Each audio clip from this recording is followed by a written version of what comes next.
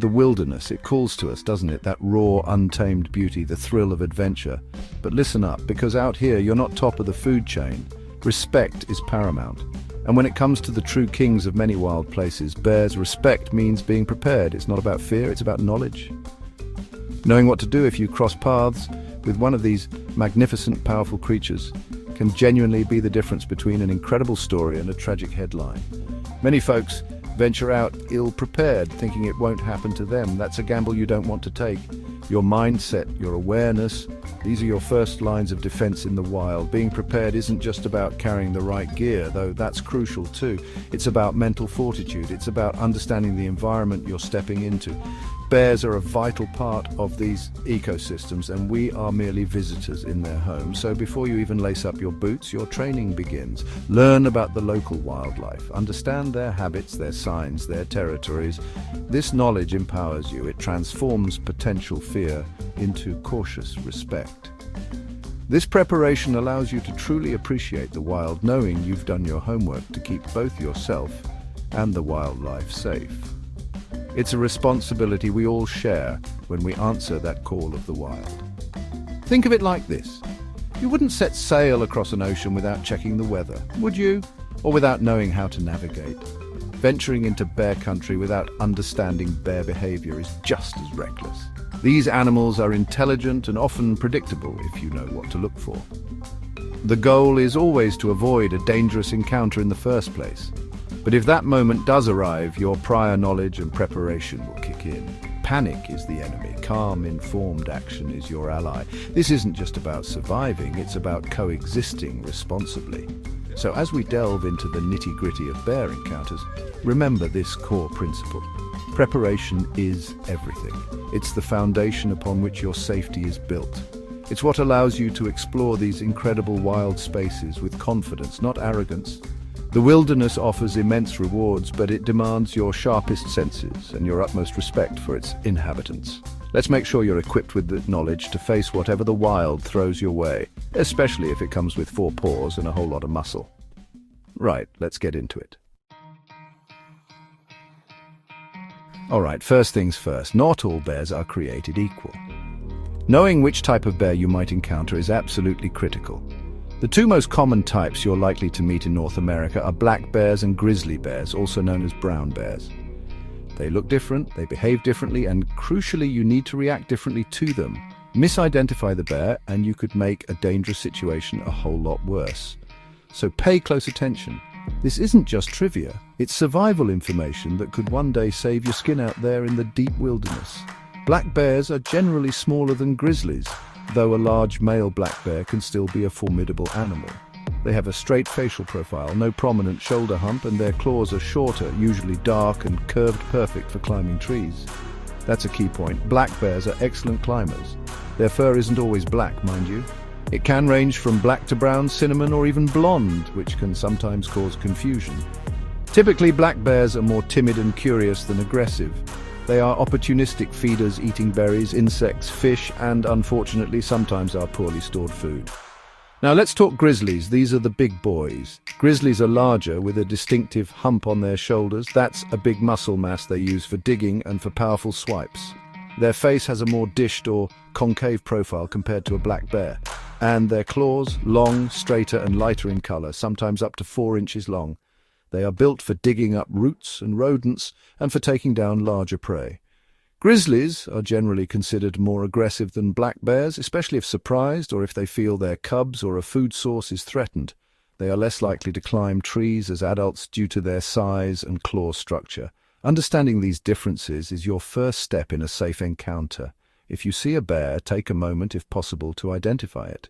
Is there a shoulder hump? What does its face look like? What about its claws, if you can see tracks? These details will inform your next actions. Remember, a black bear might bluff charge to try and scare you away, often veering off at the last second. A grizzly sow, protecting her cubs, however, is a different proposition altogether. Knowledge is power, and in bear country, it's the power to stay safe. The best way to survive a bear attack? Avoid it altogether. Sounds simple, right? But it takes discipline and awareness. Most bears want nothing to do with us humans. They're usually just as keen to avoid a confrontation as you are. So your first job in bear country is to make sure they know you're around and to not give them any reason to come sniffing your way. This means being smart about how you move, how you camp, and especially how you handle your food. A little bit of prevention goes a very long way. Noise is your friend in many situations. When you're hiking, especially in areas with dense vegetation or near noisy streams where a bear might not hear you approach, make some noise.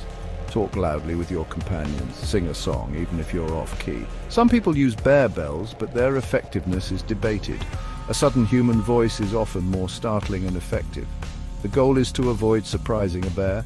A surprised bear is a stressed bear, and a stressed bear can be a dangerous bear.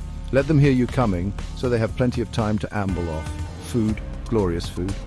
To a bear, your delicious camp dinner or even your scented toiletries can smell like an all-you-can-eat buffet. Proper food storage is non-negotiable. Use certified bear-resistant containers or learn how to do a proper bear hang, suspending your food and scented items well off the ground and away from tree trunks. Cook and eat at least 100 yards downwind from your tent. Never, ever keep food inside your tent. That's just an invitation for a furry, several hundred-pound visitor in the middle of the night. Pack out all your rubbish. Don't bury it, as bears will dig it up. Finally, be aware of your surroundings. Look for signs of bear activity, fresh tracks, scat bear droppings, claw marks on trees, or areas where the ground has been dug up. Be extra cautious around berry patches, fish-filled streams, or animal carcasses, as these are prime feeding spots. If you see scavengers like vultures circling, that could indicate a carcass nearby, which a bear might be protecting. Travel in groups, if possible. A group is more intimidating and makes more noise than a solo hiker. These simple precautions drastically reduce your chances of an unwelcome encounter. Right, imagine this. You're hiking, taking in the epic scenery, and then you see it. A dark shape moving in the distance. It's a bear. Your heart might do a little jump, and that's natural. But the key here, if the bear is far off and hasn't noticed you, is to stay calm. This is not necessarily a dangerous situation yet. In fact, it can be an incredible wildlife sighting, provided you handle it correctly. Your first instinct might be to get closer for a better look or a photo. Resist that urge strongly. The golden rule here is to give the bear plenty of space. Lots of it. Never approach a bear, no matter how calm it seems or how far away it is. Use binoculars or a zoom lens if you want a closer look. If the bear is unaware of your presence, your best bet is usually to quietly and slowly retreat, moving in the opposite direction while keeping an eye on it. Make a wide detour. If you have to continue along the trail, wait for the bear to move on. Don't crowd it, don't make it feel trapped. Its escape route should always be clear. Assess the situation. Which way is the bear moving? Which way is the wind blowing? You don't want your scent carried towards it if it hasn't detected you. If it's ambling along, minding its own business, that's a good sign. Your goal is to keep it that way. Don't shout or make sudden movements at this stage if it hasn't seen you. You don't want to startle it unnecessarily or draw its attention to you if you can simply slip away unnoticed. This is about quiet observation and respectful withdrawal. Remember, most bears will try to avoid humans. If you spot one from a distance and it hasn't seen you, you have the advantage. You can choose to leave the area without the bear ever knowing you were there. This is the ideal outcome. Enjoy the moment from afar, appreciate the wildness of it, and then give the animal the respect and space it deserves. This isn't about fear, it's about smart, respectful behavior in their territory. Your quiet retreat ensures both your safety and the bear's peace. Section 5. Too close for comfort. When a bear clocks you. Okay, so what happens if that distant silhouette gets a bit closer? Or if you round a bend and, bam, there's a bear and it sees you? This is where your calm and your knowledge really come into play. Panic is your worst enemy now. The bear will likely be surprised too. And it will be looking at your reaction to decide if you are a threat. Your immediate actions can often de-escalate the situation before it becomes truly dangerous. So take a deep breath, think clearly, don't scream, don't run. First, stop. Stand your ground initially. Running can trigger a predatory chase response in many animals, including bears. And trust me, you cannot outrun a bear. They are incredibly fast, uphill or downhill. So plant your feet. Speak to the bear in a calm, low voice. This lets the bear know you're human and not another animal. Say something like, "Hey bear, whoa bear, just passing through." Avoid direct eye contact with the grizzly as they can perceive it as a challenge. With a black bear, eye contact is generally less of an issue, but a calm voice is always good. Make yourself look as big as possible. If you're with others, group together, open your jacket, raise your arms slowly above your head. If you have trekking poles, hold them up to increase your apparent size. The idea is to show the bear that you are not easy prey, that you are human and that you mean no harm, but are also not to be trifled with. Continue talking calmly. This reassures the bear that you are not a threat, but also that you are aware and not an easy target. Now, start to slowly back away. Don't turn your back on the bear if you can help it. Keep talking. Keep an eye on the bear's behavior. Is it just watching you? Is it standing on its hind legs? That's usually a sign of curiosity, trying to get a better look or smell. It's not necessarily aggressive. If it starts to follow you, stop, stand your ground again, and be more assertive with your voice. Have your bear spray ready if you carry it and know how to use it. This is a critical moment, and your calm, deliberate actions are key. Section 6, the onslaught, defensive versus predatory encounters. Sometimes, despite your best efforts, a bear might approach or even charge. Understanding the behind a bear's aggression is crucial because it dictates your response, especially the difference between a defensive attack and a much rarer predatory attack. A defensive attack is the most common type. This happens when a bear feels threatened. Maybe you surprised it, got too close to its cubs, or it's protecting a food source like an animal carcass. Its actions are about neutralizing what it perceives as a threat you. In a defensive attack, the bear is trying to defend itself or its assets. A sow with cubs is a classic example. She's not trying to eat you, she's trying to protect her young. The bear might huff, woof, snap its jaws, swat the ground, or even make bluff charges, short rushes forward that stop before contact. These are all warnings, signals for you to back off. If you don't, and the bear does make contact, it's usually a swift, violent burst to neutralize the threat, and then it will often retreat once it feels the threat is gone. This is where knowing the bear type is vital. A predatory attack, on the other hand, is very different and thankfully very rare, more commonly associated with black bears than grizzlies. In this scenario, the bear is not acting out of fear or defensiveness. It is stalking you as potential prey. It might approach silently, persistently, with its head up and ears erect. It might circle you or follow you for a distance, testing your responses. There won't be the same huffing or jaw-popping as in a defensive display. This is a calm, calculating assessment. This is the most dangerous type of encounter because the bear is actively hunting.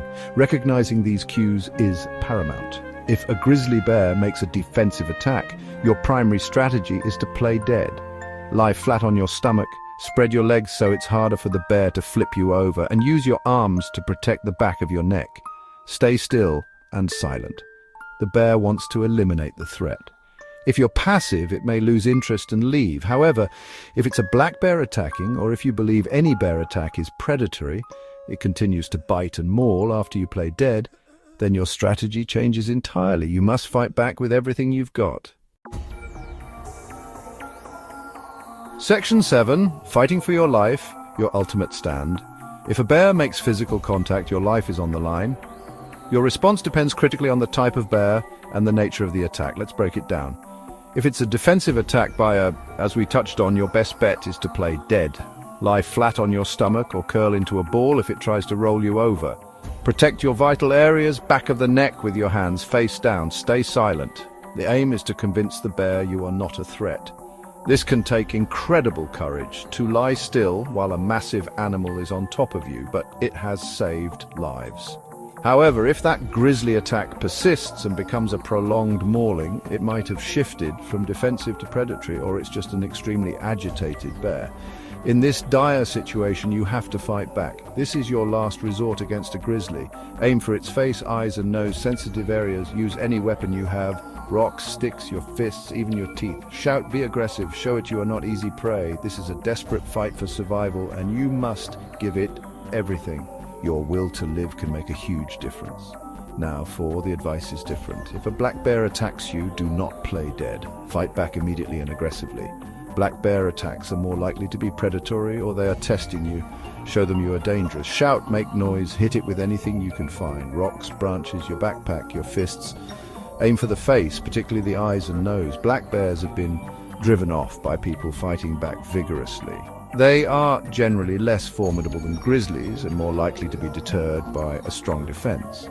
Bear spray is your best friend in many of these close encounters for both types of bears. Physical contact if possible. If a bear is charging, deploy the spray when it's within 25 to 30 feet, aiming slightly downwards towards its face.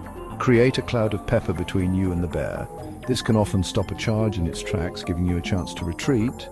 Practice with an inert training canister so you know how to use it under pressure. Remember, the wind direction is crucial. You don't want that stuff blowing back in your own face. Stay strong, stay focused. Section 8.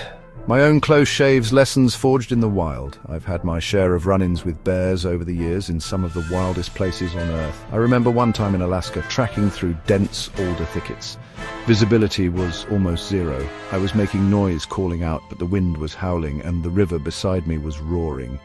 Suddenly, not 10 feet away, a huge grizzly sow reared up. She hadn't heard me. I hadn't seen her. Her cubs were just behind her. My heart hammered. For a split second, everything froze. She was enormous, a wall of fur and muscle, and her eyes locked onto mine. In that moment, all the training, all the theory, it becomes real. I didn't shout. I didn't wave my arms frantically. I spoke calmly. "Easy now. Easy, girl." I slowly reached for my bear spray, never breaking that careful peripheral gaze. She huffed, a sound that rumbled right through my chest. Her ears were back. This was pure defense. I knew if I made a wrong move, she'd be on me. I started to back away, very, very slowly, step by tiny step, still talking in that low, steady voice. It felt like an eternity, but eventually she lowered herself back to all fours, gave one last snort, and nudged her cubs away into the brush. The relief was immense. Another time, in the Canadian Rockies, I stumbled upon a young black bear that seemed far too curious. It wasn't aggressive, but it started following me along the trail, getting closer than I was comfortable with. It wasn't responding to my shouts to go away. This felt different, more testing. I stood my ground, made myself big, and yelled forcefully. It paused, then took another step. I knew I couldn't let it get any closer. I grabbed a hefty branch, banged it against a tree, and charged it a couple of steps, screaming. That surprised it. It finally turned and bolted into the woods. That taught me that sometimes, with a curious or testing black bear, a bit of controlled aggression from your side is needed. These encounters, and others like them, have taught me profound respect. They've reinforced that bears are individuals. Their behavior isn't always textbook. But the core principles of staying calm, knowing the difference between bear types, understanding their likely motivations, and being prepared to act decisively, these are universal. The wild demands your full attention. It tests you. And every encounter, even the scary ones, leaves you with a deeper understanding of these incredible animals and the world they inhabit. It's a stark reminder that we are visitors in their home. Section 9. Stay frosty, stay alive, your survival mindset. So we've covered a lot of ground, from identifying bears to avoiding them, and what to do when things get hairy. Let's boil it down. The wilderness is an incredible teacher, but it doesn't suffer fools gladly. When it comes to bears, your most powerful tool is your mind.